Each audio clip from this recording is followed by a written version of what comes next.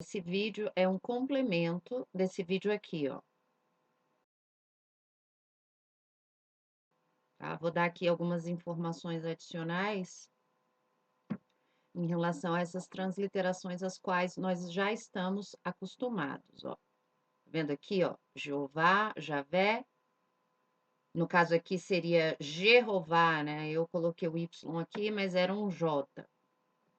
E Yahweh.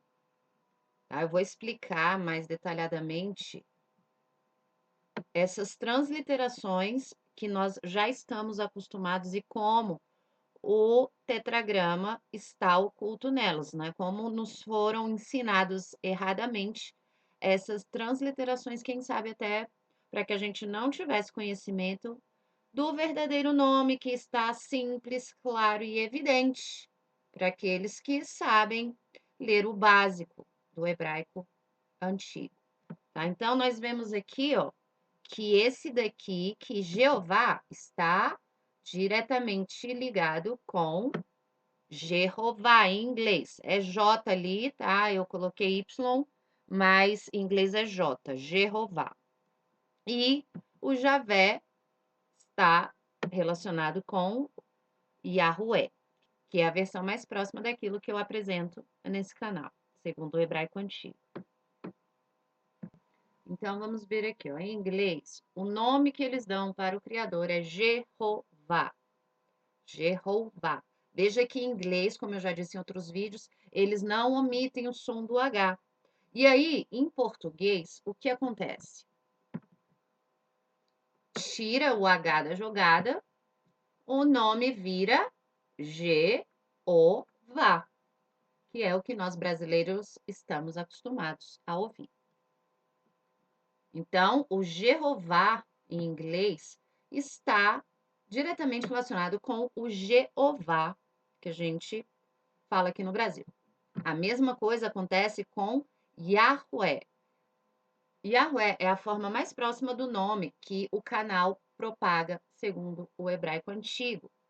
A única diferença é que eles usam os pontos massoréticos para dar outros sons de vogais. Então, veja o que eles fizeram para que esse nome se tornasse o Javé que nós conhecemos. Bom, eles substituíram o Y pelo J e o W pelo V.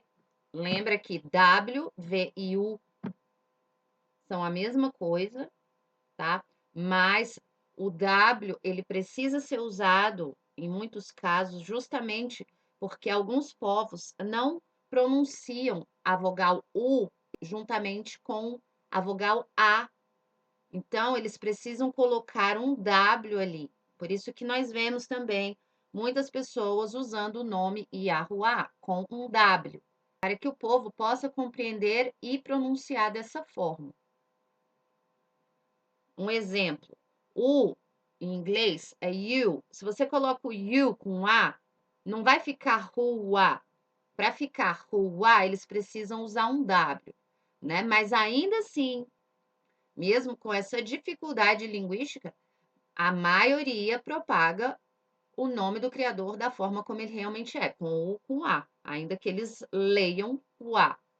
Tá? E a mesma coisa nós devemos fazer também. Ao invés de omitir o H, nós devemos pronunciar sim o H. Então, voltando. Eles trocam o W pelo V e omitem os Hs. Aí, olha o que vira? Javé.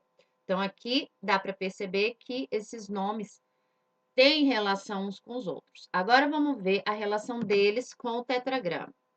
Bom, nós já vemos que o Y foi alterado pelo J, né? Então, só aí já tem uma adulteração, tá? O H permaneceu, mas o H permaneceu em inglês.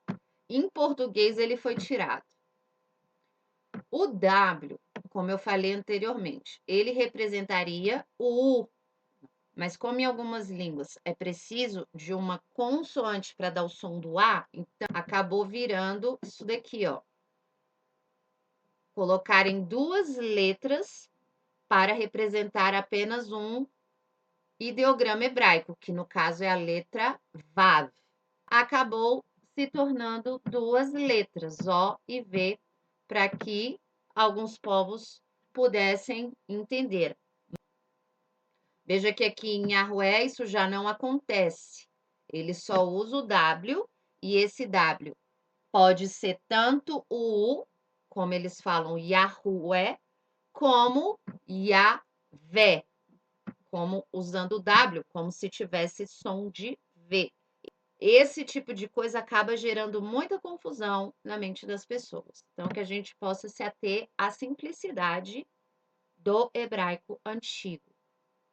O tetragrama Yud Rei, Vav Rei, o Vav aqui no caso, tá? Seria o.